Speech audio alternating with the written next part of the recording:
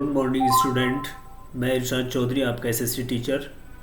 आज आपको एसएसटी में चैप्टर नंबर 23 एक्सप्लेनेशन करूँगा।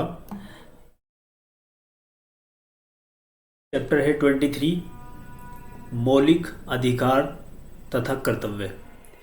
इस चैप्टर में हम भारतीय संविधान ने जो हमें मौलिक अधिकार दिए हैं और हमारे क्या क्या कर्तव्य हैं उसके बारे में विस्तृत अध्ययन करेंगे। तो बच्चों, चलिए शुरू करते हैं। संविधान की प्रस्तावना भारत को एक धर्मनिरपेक्ष राष्ट्र घोषित करती है। धर्मनिरपेक्षता से तात्पर्य है सभी धर्मों से समान दूरी बनाए रखना। ठीक है बच्चों, धर्मनिरपेक्षता जो शब्द है उससे तात्पर्य यह है कि सभी धर्मों से समान दूरी बनाए रखना। सरकार का कोई भी धर्म नहीं है, राष्ट्र का कोई धर्म नहीं है, उसके लिए सब धर्म जो है समान है, इक्वल है। यह बताता है कि राष्ट्र का कोई राज्य धर्म नहीं है। धर्मनिरपेक्ष शब्द किसी भी प्रकार से अर्थहीन नहीं है। प्रस्तावना को बुलंद बनाने के लिए इसे उसमें सम्मिलित किया गया है। यह एक आदर्श है जिसकी प्राप्ति के लिए संविधान में बहुत से प्रावधान हैं। धर्मनिरपेक्षता के आदर्श को सुदृढ़ करने वाले प्रावधान। राज्य किसी भी व्यक्ति के साथ उसके धर्म के आधार पर भेदभाव नहीं करेगा। राज्य किसी भी नागरिकों को अनुमति देता है कि वे अपने इच्छा अनुसार किसी भी धर्म का पालन कर सकते हैं। भारत के नागरिक किसी भी कार्यालय में धर्म के आधार पर नहीं बल्कि अपनी शैक्षिक योग्यता तथा पात्रता के आधार पर प्रवेश करेंगे। ठीक है बच्चों, इसमें बताया गया है कि जो राष्ट्र है उसका कोई भी धर्म नहीं होता, ना ही धर्म के आधार पर किसी के साथ भेदभाव किया जाएगा और कोई भी व्यक्ति अपनी इच्छा अनुसार कोई भी धर्म अपना सकता है। और इसमें थर्ड पॉइंट बताया गया है कि जो कार्यालय हैं, जो कि सरकारी कार्यालय हैं, उसमें किसी को भी धर्म के आधार पर नहीं रखा जाएगा। सबको योग्यता और शैक्षिक योग्यता और पात्रता के आधार पर सबको जो है उसमें रखा जाएगा, यानी कि सबको नौकरी दी जाएगी। ये प्रावधान भारत के संविधान में दिए गए मौलिक अधिकारों में पूर्णतः विद्यमान है। मौलिक अधिकार, अब हम पढ़ते हैं मौलिक अधिकार क्या होते हैं। आइए सर्वप्रथम यह समझ लें कि मौलिक अधिकारों से क्या अभिप्राय है। सभी लोगों के पूर्ण विकास के लिए यह आवश्यक है कि सभी नागरिकों को कुछ आधारभूत अधिकार प्रदान किए जाए जिनके द्वारा वे समाज में एक सभ्य व सम्मानीय जीवन व्यतीत कर सके। इन अधिकारों को हम मानव अधिकार भी कह सकते हैं क्योंकि वे मानव की गरिमा व प्रतिष्ठा से संबंधित है। भारत के संविधान में इन अधिकारों को मौलिक अधिकार कहा गया है। इन आधारभूत अधिकारों के लिए हमें स्वतंत्रता सेनानियों ने ब्रिटिशों के विरुद्ध युद्ध किया। मौलिक अधिकार क्या है बच्चों? इसमें बताया गया है कि मौलिक अधिकार वो है जो राष्ट्र के द्वारा नागरिकों को कुछ अधिकार दिए जाते हैं, वो मौलिक अधिकार होते हैं। भारत के संविधान में मौलिक अधिकारों की एक प्रभावशाली सूची सम्मिलित की गई है। ये सभी नागरिकों को व्यक्तिगत रूप से या सामूहिक रूप से उन आधारभूत स्वतंत्रताओं तथा जीवन की परिस्थितियों के अवसर देते हैं जो जीवन को सार्थक तथा लोकतंत्र को फलदायी बना सकते हैं। इन अधिकारों को लोगों के उचित नैतिक तथा भौतिक उत्थान के लिए आवश्यक माना गया है। ये अधिकार संविधान का एक महत्वपूर्ण भाग है तथा इनका प्रयोग आपातकालीन परिस्थितियों को छोड़कर सभी परिस्थितियों में किया जा सकता है। ध्यान रखें बच्चों, इन अधिकारों का उपयोग जो है सिर्फ आपातकालीन इमरजेंसी के दौरान इन अधिकारों को रोका जा सकता है, अन्यथा सभी परिस्थितियों में इन अधिकारों का प्रयोग कर सकते हैं। यदि कोई कानून किसी मौलिक अधिकार का हनन करता पाया जाता है तो न्यायालय द्वारा उन उस कानून को अमान्य घोषित कर दिया जाएगा। भारत के संविधान में हमें 6 मौलिक अधिकार प्रदान किए गए हैं जो निम्न हैं। बच्चों, इसमें बताया गया है कि जो संविधान ने जो हमें मौलिक अधिकार दिए हैं, हम उन्हें जो है हर परिस्थिति में अपना उनको इस्तेमाल कर सकते हैं, लेकिन यदि आपातकालीन की स्थिति देश के अंदर होती है तो इन अधिकारों को रोका जा सकता है। अगर कोई हमारे अधिकारों का हनन करता है तो न्यायालय हमारे अधिकारों का संरक्षक है, वो ऐसा नहीं कर सकते। हमें हमारे मौलिक अधिकारों को प्राप्त करने से कोई नहीं रोक सकता। ये ऐसा भारत के संविधान में है। तो वो अधिकार कौन कौन से हैं हम समझते हैं। समानता का अधिकार, स्वतंत्रता का अधिकार, शोषण के विरुद्ध अधिकार, धार्मिक स्वतंत्रता का अधिकार, संस्कृति व शिक्षा संबंधी अधिकार, संवैधानिक उपचारों का अधिकार। अब इनके बारे में जो है विस्तृत अध्ययन करेंगे। पहला है समानता का अधिकार। संविधान ने अनुच्छेद 14 से 18 तक समानता का अधिकार दिया है। यह सभी लोगों, नागरिक तथा अन्य को कानून के समक्ष समानता प्रदान करने तथा समान कानूनी सुरक्षा देने का उत्तरदायित्व लेता है। यह धर्म, जाति, वर्ग, लिंग, जन्म स्थान आदि के आधार पर किसी भी नागरिक के विरुद्ध भेदभाव को प्रतिबंधित करता है। किसी भी नागरिक को पूर्णतः अथवा आंशिक रूप से राज्य द्वारा संचालित दुकानों, सार्वजनिक मनोरंजन स्थलों, सार्वजनिक आश्रय स्थलों आदि में प्रवेश करने से रोका नहीं जाएगा। ठीक है बच्चों, जितने भी सार्वजनिक स्थान हैं वहाँ पर किसी को भी प्रवेश करने से रोका नहीं जा सकता। ये भारतीय संविधान ने हमें एक अधिकार दिया है, क्योंकि हम सब लोग जो हैं समान हैं। संविधान के दायरे में सभी लोग, सभी जातियां, सभी धर्म सब इक्वल है। इन आधारों पर किसी के भी साथ, किसी भी नागरिक के साथ भेदभाव नहीं किया जा सकता। हालांकि स्त्रियों, बच्चों, सामाजिक व शैक्षिक रूप से पिछड़े वर्गों तथा अनुसूचित जातियों व अनुसूचित जनजातियों के सम्मान के लिए कुछ विशेष प्रावधान बनाए गए हैं।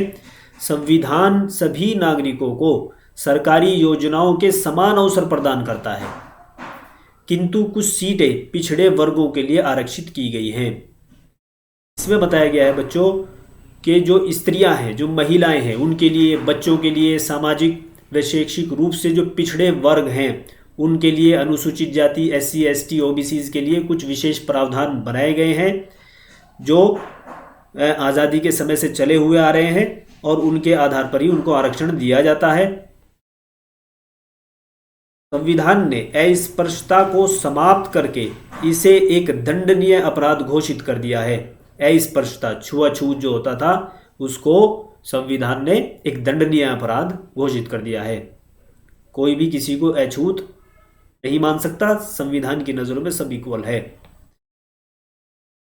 इनसे सैनिक तथा शैक्षिक क्षेत्रों में अतिरिक्त राज्य द्वारा दी जाने वाली किसी भी प्रकार की उपाधि को भी समाप्त कर दिया गया है। किसी भी प्रकार की उपाधि को भी समाप्त कर दिया गया है। दूसरा है स्वतंत्रता का अधिकार। संविधान ने अनुच्छेद 19 में स्वतंत्रता के अधिकार का उल्लेख किया है। इसके अंतर्गत निम्न स्वतंत्रताएं हैं। पहला है विचार तथा अभिव्यक्ति की स्वतंत्रता, अस्त्र शस्त्र रहित एवं शांतिपूर्ण सभा करने की स्वतंत्रता, संघ अथवा समुदाय के निर्माण की स्वतंत्रता, भारत के किसी भी क्षेत्र में मुक्त रूप से भ्रमण करने की स्वतंत्रता, भारत के किसी भी क्षेत्र में निवास तथा बसने की स्वतंत्रता, कोई भी वृत्ति, आजीविका, व्यापार अथवा कारोबार एवं व्यवसाय अपनाने की स्वतंत्रता। ये स्वतंत्रताएं हमें संविधान ने दी है। हमें अभिव्यक्ति, बोलने की आज़ादी है। हम संविधान के दायरे में रहकर अपनी बात को रख सकते हैं। हमारी आवाज़ को कोई नहीं दबा सकता। अस्त्र शस्त्र रहित एवं शांतिपूर्ण सभा। हम जो है अस्त्र समझते हैं, हथियार औजार जो होते हैं, और शस्त्र रहित जो है हम सभा कर सकते हैं। हमें इस सभा करने से कोई नहीं रोक सकता, लेकिन वो सभा जो है शांतिपूर्ण होनी चाहिए। हम कोई भी अपना संघ या एक समुदाय या एक संगठन बना सकते हैं, ये भी हमें संविधान ने स्वतंत्रता दी है। हम जो है कहीं भी घूम सकते हैं, घूमने की आज़ादी है, निवास करने की आज़ादी है, हम देश के किसी भी हिस्से में निवास कर सकते हैं, वहाँ ज़मीन खरीद सकते हैं, समझ गए बच्चों, वो व्यवसाय कर सकते हैं कहीं पर भी। इस अनुच्छेद में उल्लिखित स्वतंत्रताएं लोकतंत्र की स्थापना के लिए आवश्यक है। वास्तव में ये स्वतंत्रताएं उस आधार का निर्माण करती हैं जिसके आधार पर यह सुनिश्चित किया जाता है कि कोई समाज लोकतांत्रिक है या नहीं। हालांकि ये स्वतंत्रताएं पूर्ण नहीं है। उदाहरण के लिए हमें विचार तथा अभिव्यक्ति की स्वतंत्रता प्राप्त है, जिसका तात्पर्य यह है कि हम अपने विचार लेखन या भाषण द्वारा व्यक्त कर सकते हैं, किंतु किसी के लिए अपशब्द का प्रयोग नहीं कर सकते। समझ गए बच्चों? बोलने की आज़ादी का मतलब ये नहीं है कि हम किसी को अपशब्द कहें, किसी को अपशब्द नहीं कह सकते, किसी को गाली नहीं दे सकते। अपनी बात मैंने पहले भी बताया कि संविधान के दायरे में रहकर हम रख सकते हैं। हम शांतिपूर्ण सभा कर सकते हैं, किंतु सामान्य कानून व्यवस्था बनाए रखने के लिए इन पर अंकुश लगाया जा सकता है। इन्हीं भी सभाएं होती हैं। अगर एक शांति व्यवस्था, सरकार अगर चाहे कि उनसे अशांति हो सकती है, शांति भंग हो सकती है, तो उन पर सरकार जो है प्रतिबंध भी लगा सकती है।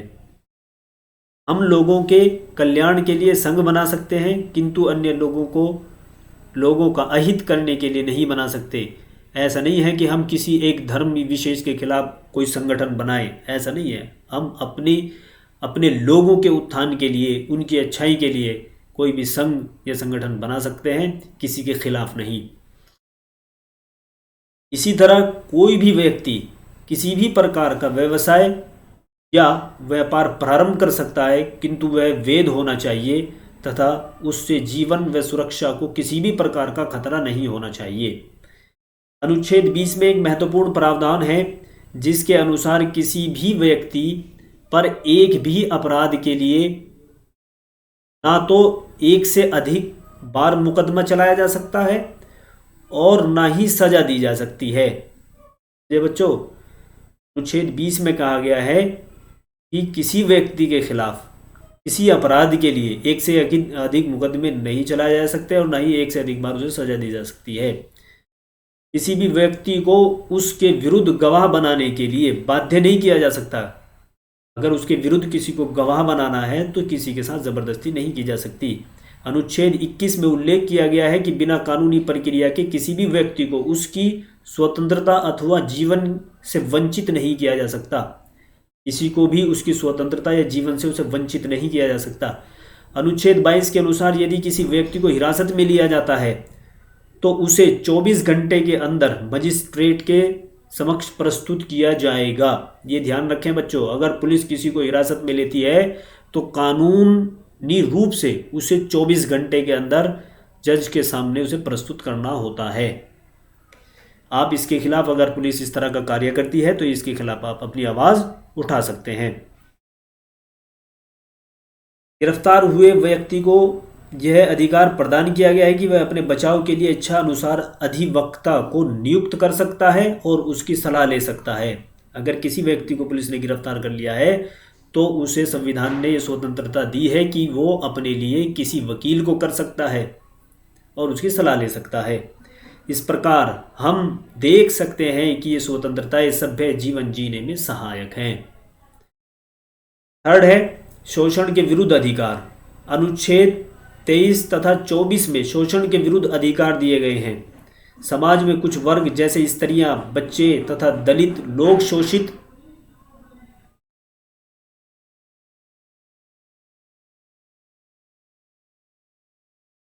की चपेट में हैं। यह अधिकार उन वर्गों को सुरक्षा प्रदान करने के लिए संविधान में सम्मिलित किया गया है, किंतु अनुच्छेद 23 मानव व्यापार, बेरोजगारी तथा बंधुआ मजदूरी को प्रतिबंधित करता है। स्वतंत्रता के समय ऐसे बहुत से लोग थे जिनसे बिना मजदूरी या अल्प मजदूरी देकर भूधारकों की भूमि पर काम करवाया जाता था। यह अनुच्छेद ऐसे लोगों को सुरक्षा प्रदान करता है। अनुच्छेद 24 बाल मजदूरी को प्रतिबंधित करता है। अगर कोई व्यक्ति बालकों से, बच्चों से जो वयस्क नहीं है, जो जवान नहीं है, उनसे मजदूरी नहीं करवा सकता। जिसके अनुसार 14 वर्ष से कम आयु के बच्चों को किसी भी फैक्ट्री या कारखाने में कार्य करने के लिए नहीं रखा जा सकता अथवा उन्हें किसी खतरनाक कार्य में संलग्न नहीं किया जा सकता। ठीक है बच्चों, किसी भी जो भी 14 वर्ष के बच्चे हैं या इनसे कम की उम्र के बच्चे हैं, उन्हें किसी भी कारखाने में कोई अपने यहाँ नहीं रख सकता है। अगर किसी को पता चलता है कि कोई बाल मजदूरी करवा रहा है, बच्चों से काम करवा रहा है, तो उसके खिलाफ जो है एक्शन लिया जा सकता है, कोई भी कंप्लेन कर सकता है। ठीक है बच्चों, आज जो है हम यहीं पर समाप्त करते हैं। नेक्स्ट वीडियो में मिलते हैं इसके नेक्स्ट पार्ट के लिए। तब तक के लिए बेस्ट ऑफ लक।